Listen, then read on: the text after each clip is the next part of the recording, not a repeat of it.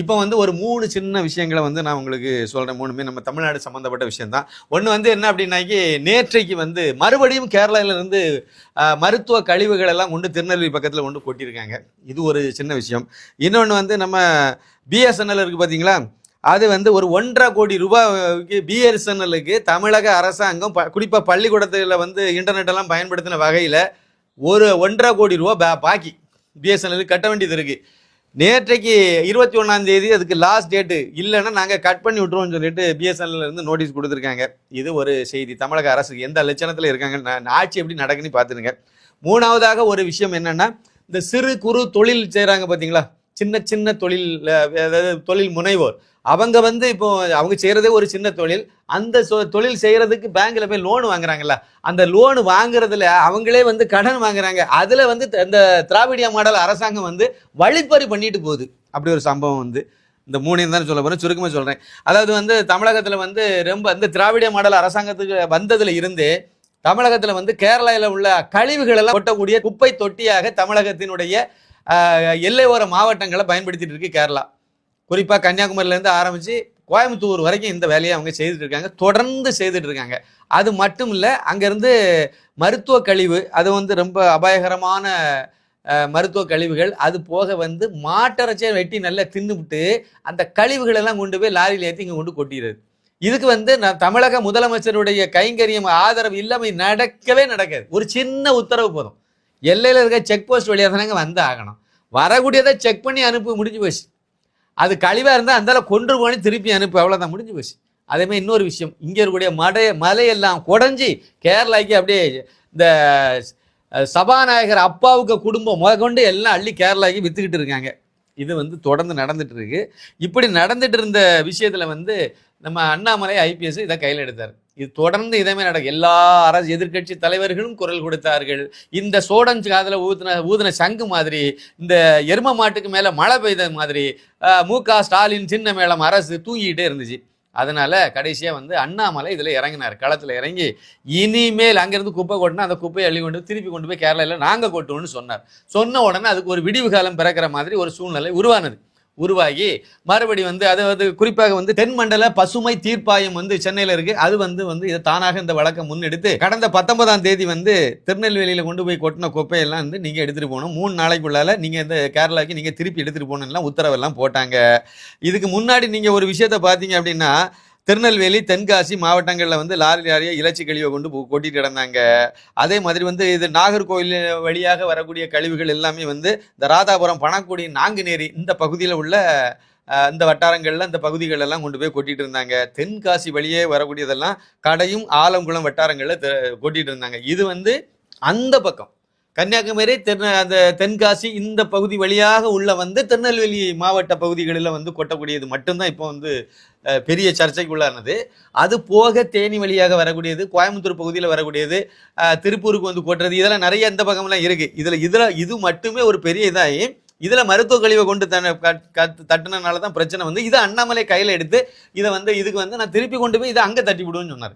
முதல் லாரில் நானே ஏறி போவேன்னு சொன்னார். சொன்ன உடனே தான் தென்மண்டல பசுமை ஆணையமும் வந்து தீர்ப்பாயமும் வந்து தானாக முன்னெடுத்துச்சு.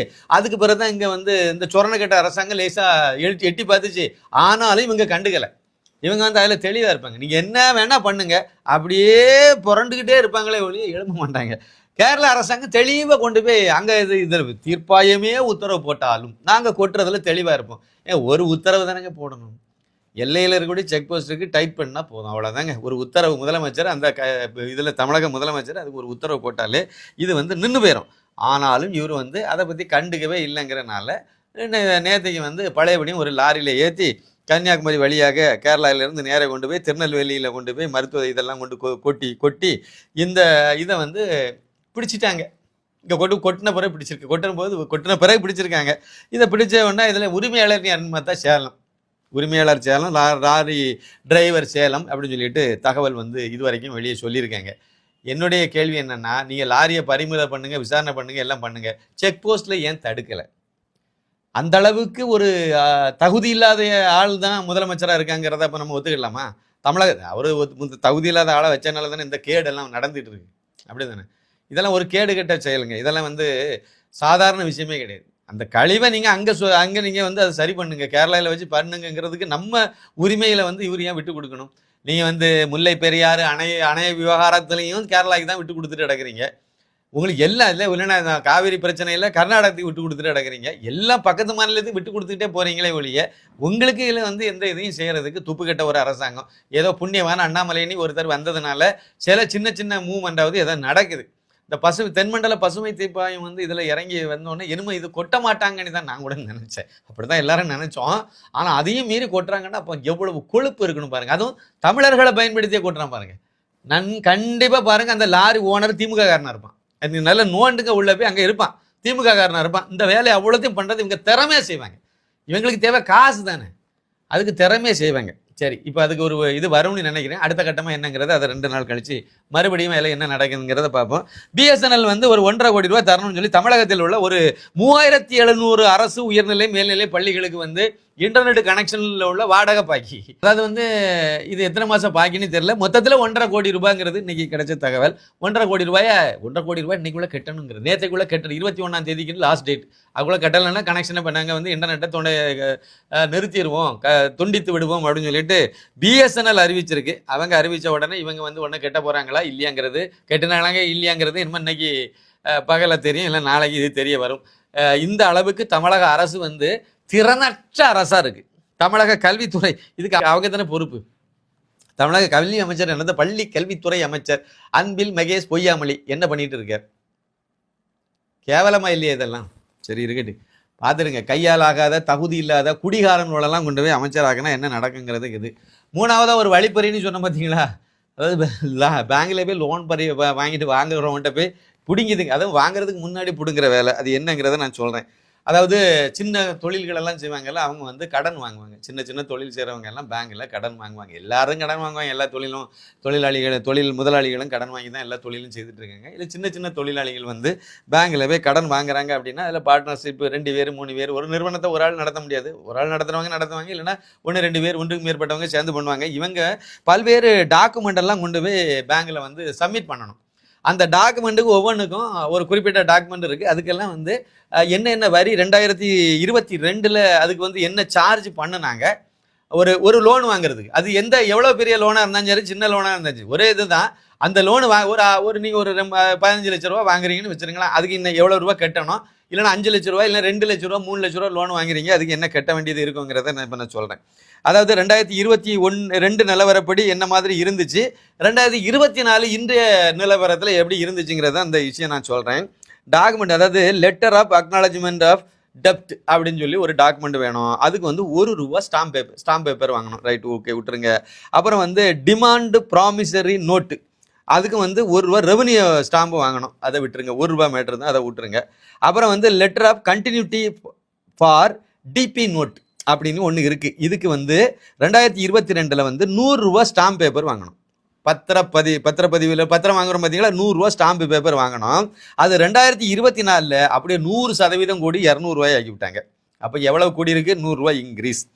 அதே மாதிரி வந்து கிரெடிட் ஃபெசிலிட்டி அக்ரிமெண்ட்னு ஒன்று இருக்குது. இந்த அக்ரிமெண்ட்டுக்கு வந்து இதுக்கு முன்னாடி, அதாவது 2022 வந்து ₹120 ஸ்டாம்ப் பேப்பர் வாங்கினா போதும். இப்போ அதை ஸ்டாம்ப் பேப்பரை எவ்வளோ வச்சுருக்காங்கன்னா, அப்படியே வந்து ஒரு ₹80 ஏற்றி ₹200 ஆக்கி விட்டாச்சு. 2024 2022க்கும் 24க்கும் இடையில தான் இவங்க வந்த பிறகு நடந்த கதை இது. அதே மாதிரி வந்து பார்ட்னர்ஷிப் டிக்ளரேஷன், அது letter head of the firm, எந்த நிறுவனம் இருக்குது அதனுடைய லெட்டர் ஹெட்டில் நீங்கள் கொடுத்தா போதும். அதனால் அதுக்கு சார்ஜ் இல்லை, விட்டுட்டாங்க. பவர் ஆஃப் அட்டார்னின்னு ஒன்று இருக்குது. அந்த இதுக்கு வந்து ₹300 ஸ்டாம்ப் பேப்பர் வந்து இதுக்கு முன்னாடி வந்து 2022 வாங்கிட்டு இருந்திருக்காங்க. இப்போ அந்த ஸ்டாம்ப் பேப்பர் வந்து ₹500 நீங்கள் வாங்கி ஆகணும். ₹500 வாங்கணும்.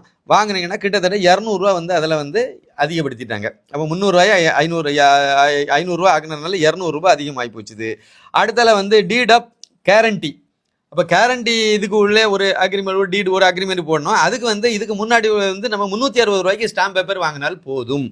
அதை இப்போ என்ன 2024 அது வந்து ₹2100 அப்படியே தூக்கிட்டாங்க. அப்போ வந்து ₹1740 அப்படியே டப்புன்னு ஏற்றிட்டு போயிட்டாங்க. அப்போ மொத்தத்தில் பார்த்தீங்கன்னா இந்த மாதிரி ஒரு லோன் எடுக்கிறவங்க ஒரு 2 பேர் பார்ட்னரு இல்லை 3 பேர் பார்ட்னராக இருந்து ஒரு லோன் எடுக்கிறாங்க அப்படின்னா ஒரு பேங்க்கில் வங்கியில் அதுக்கு வந்து இதுக்கு முன்னாடி அந்த லோன் சம்பந்தமாக தமிழக அரசினுடைய ஸ்டாம்ப் பேப்பர் இதெல்லாம் வாங்குறதுக்கு 1180 ரூபா இதுக்கு முன்னாடி 2022ல் 1180 ரூபா கட்டினால் செலவு பண்ணா போதும். இப்போ 2024ல் நம்ம எவ்வளவு கொண்டு வந்துட்டாங்க அப்படின்னா 3000 ரூபா இன்னைக்கு கட்ட வேண்டிய சூழ்நிலை கொண்டு போயிட்டாங்க. அதாவது 1180 ரூபாயில இருந்து அதை 3000 ரூபாய் ஆக்கிட்டாங்க. ஒரு லோன் எடுக்கிறது தான் நீங்க போறீங்க, நீங்களே கடன் தான் வாங்குறோம்.